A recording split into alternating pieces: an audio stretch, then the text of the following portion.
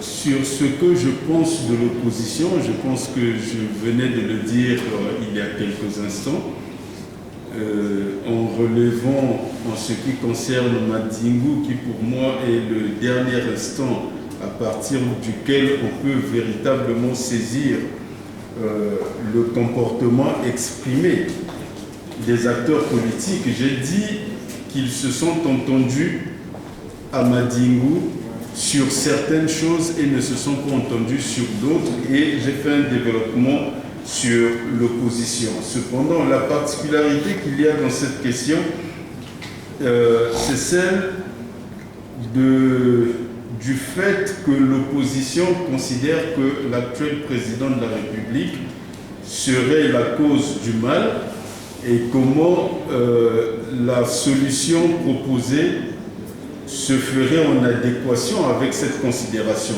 C'est une très bonne question. Évidemment, si l'opposition ou n'importe quel autre citoyen congolais considère que le président de la République en poste, le président Denis Sassou Nguesso, si l'on considère que c'est lui la cause des maux que vivent les Congolais, si on le considère de façon absolue, évidemment, ma solution serait inadaptée sur sa personne. Mais la question de fond est celle de savoir si l'affirmation selon laquelle il serait la cause des maux du Congo, si cette affirmation peut être soutenue lorsqu'on la soumet à une analyse critique. Je vous prendrai deux éléments de réponse où vous verrez qu'il y a des choses dans lesquelles le président peut agir et des choses dans lesquelles il ne peut pas agir. Et pourtant, dans un cas comme dans l'autre, l'on pense qu'il est le responsable des situations. Je vous parle de la dette publique et du déficit public. L'endettement est une action voulue. Donc, ça relève des choix politiques du gouvernement. Et de ce point de vue, on peut dire que le fait que l'endettement est filé, c'est une responsabilité politique, gouvernementale, et donc du chef de l'État qui est l'ultime responsable.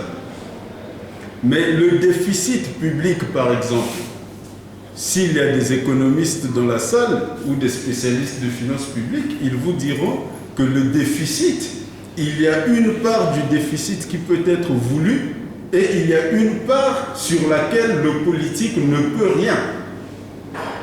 Si le déficit dépend de la structure de l'économie ou de la structure de financement de l'État, si vous avez un État dont le budget dépend à 70 ou 80% des recettes pétrolières, et que le prix du baril de pétrole ne dépend pas de vous, il dépend du marché international.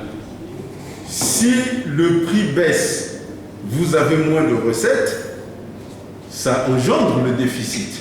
Et là-dessus, le président n'a absolument aucune responsabilité. Mais pourtant, quand vous entendez parler de ces questions, on vous dira c'est lui. Lorsque le prix du baril augmente, il y a des excédents et à ce moment, le déficit est résorbé par ces excédents. Mais vous avez là deux éléments, deux agrégats macroéconomiques, deux éléments de finances publiques sur lesquels un élément dépend du président de la République et de son gouvernement, il peut agir dessus. Un autre élément sur lequel il ne peut pas agir et pourtant l'opposition ou la communauté nationale le tient pour responsable d'un effet mécanique. Et comme cet exemple, il y en a beaucoup d'autres.